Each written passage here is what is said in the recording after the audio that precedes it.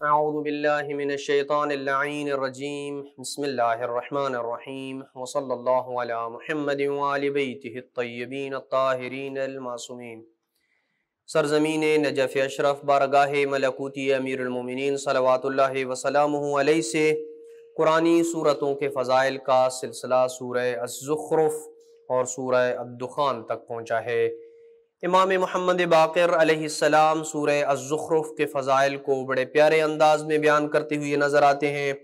من ادمن قراءت حامیم الزخرف، جو بندہ ہمیشہ سورہ الزخرف کی تلاوت کرتا ہے، عادی بن جاتا ہے سورہ الزخرف کی تلاوت کا، آمنہ اللہ فی قبرہ من حوام الارض، تو جو قبر میں کیڑے مکوڑے ہوں گے، زمین کے اندر جو کیڑے مکوڑے چھپے ہوئے ہوتے ہیں جیسے بچھو، سانپ، ان چیزوں سے اللہ سبحانہ وتعالیٰ اسے قبر میں محفوظ رکھے گا۔ بہت سارے لوگ یہ سوال کرتے ہیں کہ ہمارا جسم قبر میں کیڑے مکوڑوں سے کیسے محفوظ رہے، کوئی ایسا عمل بتائیں کہ جس کو انجام دینے سے انسان کا جسم کیڑے مکوڑوں سے محفوظ رہتا ہے۔ ایک عمل یہ ہے، اور ایک جمعے کے دن باقاعدگی کے ساتھ غسل کرنا، یہ انسان کے جسم کو کیڑے مکوڑوں سے محفوظ رکھتا ہے، قبر میں اس کا جسم محفوظ رہے گا۔ وَضَغْطَةِ الْقَبْرِ، اور قبر کے جو دباؤ ہوگا اس سے بھی، اور قبر کی جو سختی ہوگی اس سے بھی اللہ سبحانہ وتعالیٰ اسے محفوظ رکھے گا۔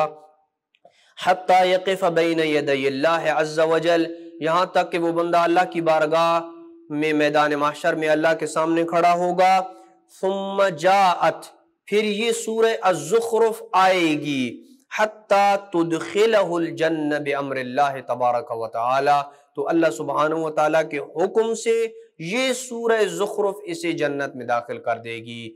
اللہ سبحانہ وتعالیٰ اس سورت کو یہ اذن دے گا کہ تم جاؤ اور تیری تلاوت کرنے والا بندہ جو ہمیشہ تجھے پڑھتا تھا، تم اسے خود جنت میں لے کے جا۔ سورہ الدخان کے فضائل کو امام علیہ السلام نے یہ بیان کرتے ہوئے ارشاد فرمایا کہ من قرأ سورۃ الدخان فی فرائضہ و نوافلہ، جو بندہ اپنی واجب نوازوں اور نوافل میں سورہ الدخان کو پڑھتا ہے، بعثہ اللہ من الآمنین یوم القیامہ، قیامت کے دن اللہ سبحانہ وتعالیٰ اسے محفوظ ترین لوگوں میں سے شمار کرے گا اور اسے محشور کرے گا۔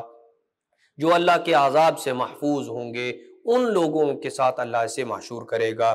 وَأَذَلَّهُ اللَّهُ تَحْتَ عَرْشِهِ، اور اپنے عرش کے سائے تلے اسے جگہ دے گا۔ عرش کا سایہ اس بندے کے اوپر ہوگا جو بندہ سورہ دخان کی تلاوت کرے گا۔ وَحَاسَبَهُ حِسَابًا يَسِيرًا، اور اس کا آسان اور ہلکا پھلکا حساب ہوگا۔ وَأَعْطَاهُ كِتَابَهُ بِيَمِينِهِ، اور اس کا نامہ اعمال اس کے دائیں ہاتھ میں تھما دیا جائے گا، کہ جو بندہ دنیا میں سورہ الدخان کی نہ فقط تلاوت کرتا رہا بلکہ سورہ الدخان کے مطالب کو اپنی زندگی میں نافذ کرتا رہا۔ دعا ہے کہ اللہ سبحانہ وتعالی ہمیں ان سورتوں کو سمجھنے اور انہیں پڑھنے اور ان کی برکتوں سے استفادہ کرنے کی توفیق نصیب فرمائے۔ وصلی اللہ علی محمد وآل بیتہ الطیبین الطاہرین المعصومین۔